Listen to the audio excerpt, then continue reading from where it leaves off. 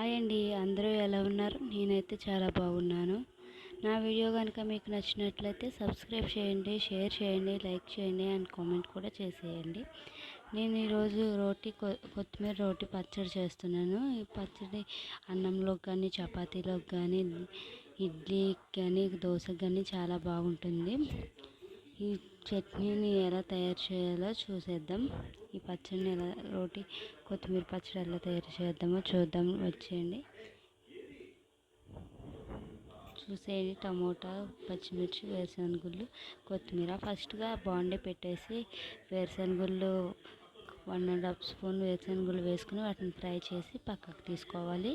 తర్వాత అదే బాండీలో కొంచెం ఆయిల్ వేసి పచ్చిమిర్చి కూడా వేసుకుని వాటిని కూడా ఫ్రై చేసుకుని పక్కకు తీసేసుకోవాలి.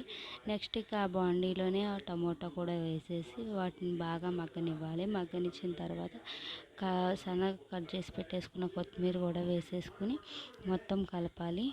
కలిపి మూత పెట్టి ఒక 5 మినిట్స్ ఉంచాలి. కొత్తిమీర మొత్తం మెత్తగా అయిపోయేలాగా, వాటర్ మొత్తం ఇంకిపోయేలాగా అయిపోయిన తర్వాత కొత్తిమీర కూడా తీసేసుకుని మొత్తం పచ్చిమిర్చి, వేరుశనగలు, కొత్తిమీర, టమోటా కూడా మిక్సీ వేసేసుకుని సరిపడా సాల్ట్,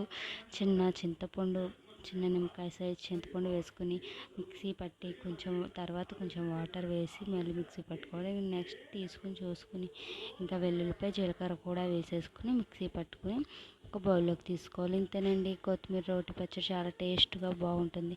కావాల్సిన వాళ్ళు ఉల్లిపాయ కూడా కట్ చేసుకుని కొంచెం పెద్ద సైజుగా కట్ చేసుకుని కూడా వేసుకోవచ్చు. ఇందులోనే వేసుకుని పక్కకు తీసి పెట్టేసుకోవడమే. ఈ కొత్తిమీర పచ్చడి చాలా బాగుంటుంది. మీకు కనుక నా వీడియో నచ్చినట్లయితే మర్చిపోకండి సబ్స్క్రైబ్ చేసుకొని లైక్ చేసి షేర్ చేసేయండి అండ్ కామెంట్ కూడా చేసేయండి. ఈ పచ్చడి మట్టికి అన్నంలోకి, చపాతీ, ఇడ్లీ, దోశ దేంట్లోకైనా కాంబినేషన్ చాలా అంటే చాలా బాగుంటుంది. మీరు కూడా ఒకసారి ట్రై చేయండి.